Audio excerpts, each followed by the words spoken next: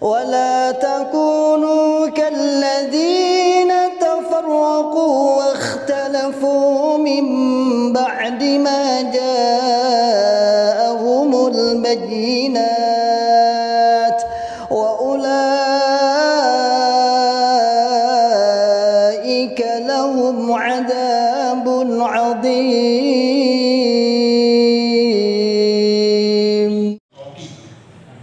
Pertanyaannya adalah bagaimana kalau di kiat-kiat atau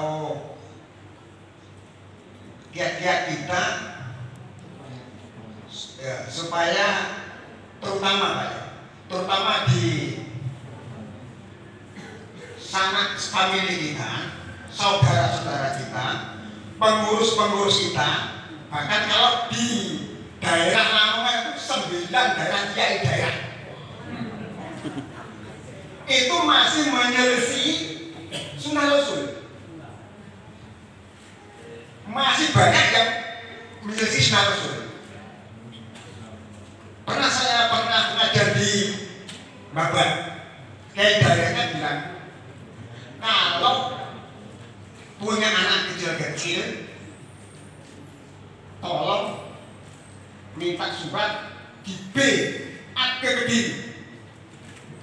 Nah, bagaimana Pak kiat-kiat kita menjelaskan dan pengurus-pengurus yang segitu modernnya? Karena ini menyelisih Pak, menyelisih sekali, mungkin menyelisih. Apa kiat-kiat kita sebagai orang yang sudah mengerti ilmu ini Pak? Jadi terus terang saja Pak, saya itu prihatin dengan sanak famili saudara-saudara saya yang masih terdoktrin. Saya sangat prihatin Pak, masih betul-betul terdoktrin, tidak sesuai dengan sunnah rasul. Tidak sesuai lagi ini. Iya, tidak sesuai. Ya, gitu. Ya, pun. Ya, terima kasih. Jadi terhadap syariat itu pasti ada sumbernya, ada biangnya. Nah, kalau di saudara kita itu yang menjadi biang itu akidahnya. Ketika akidahnya keliru, berjalan itu dia sudah menyimpang. Maka semakin dia membuat aturan baru, aturan itu semakin jauh. Seperti tadi itu ya, sudah kecil harus dibiarkan. Itu aturan dari mana itu? Ya memang dulu ada sahabat yang beat berperang terus ikut anaknya ikut diajak beat. Itu kan bukan beat untuk mengesahkan Islam, bukan beat untuk istilahnya itu tujuan tertentu, itu ya beat untuk janji, untuk saja. Ada memang sahabat bawa anaknya saat itu. Berarti terus anaknya diwakilkan. Itu kenapa begitu? Karena dimulai dari akidah pemahaman yang keliru. Termasuk dalam masalah ilmu. Kenapa dulu kita itu hal seperti ini tidak dibahas? Tidak ada pembahasan. Karena pertama merasa bahwa kalau sudah memahami bahwa berjamaah itu surga, yang lain itu wawasan saja.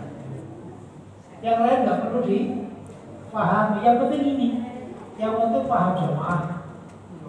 Jamaah surga ke jamaah. Pinter lo kayak apa? Buat view. Ya termasuk meskipun paham buat view. Karena itu. Jadi pandangan itu yang membuat akhirnya hal itu nggak tersentuh. Apalagi tentang akhlak, tentang tawadhu itu nggak ada. Yang ada itu sombongan kita itu yang paling. Kalau mereka bajingan, kita bajingan terlihat begitu. Semua bisa diatur. Urusan dunia yang penting menang, yang penting selamat, yang penting menang. Urusan akhirat, ya, urusan agama yang penting selamat, ya, yang penting benar. Padahal dia enggak. Jadi itu tadi ya, yang perlu kita benahi dari sisi fondasinya. Nah, triknya kita mungkin nggak perlu banyak membicarakan hal-hal yang istilah yang mereka anggap itu sepele. Tapi kita langsung ke sumber penyakitnya dulu.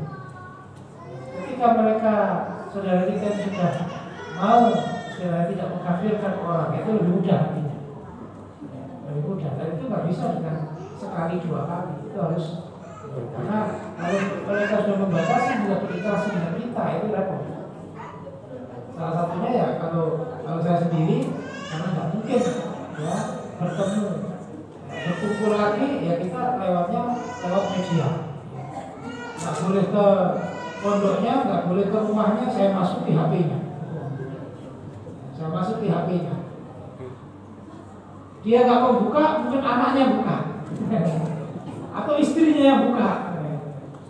Jadi seperti itu. Dan alhamdulillah setiap bulan kalau kita mengadakan rihlah bersama di Jabodetabek sana, yang baru saja menyatakan keluar, baru saja dimaklumat itu mesti ada. Seperti kemarin kita akan jadi 3 hari sambil turis-turis masjid itu ada yang baru kemarin dimaklumat.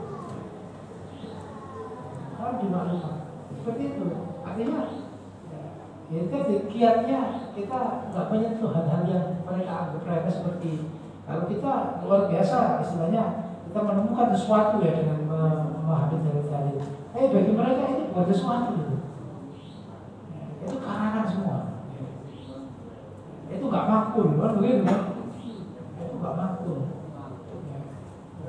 Roi, buat view kan begitu. Makanya kiatnya tadi itu kita berbicara hal yang pokok. Karena meskipun mereka menerima dengan dalil-dalil tadi tentang itu, tapi kalau pokoknya sumbernya itu nggak mau berubah, itu tetap aja mereka akan dan termasuk triknya juga ya, ibaratnya kita selalu berdakwah dengan semampu kita. Ya, kalau mereka nggak mau ketemu, ya jangan kita langsung nggak ketemu ya sudah sampai selama hidup saya nggak pernah nemu ya nggak usah begitu. Tetap kita berbuat baik seperti Nabi sendiri meskipun diusir ya, dari Makkah, Nabi ya datang umroh ya.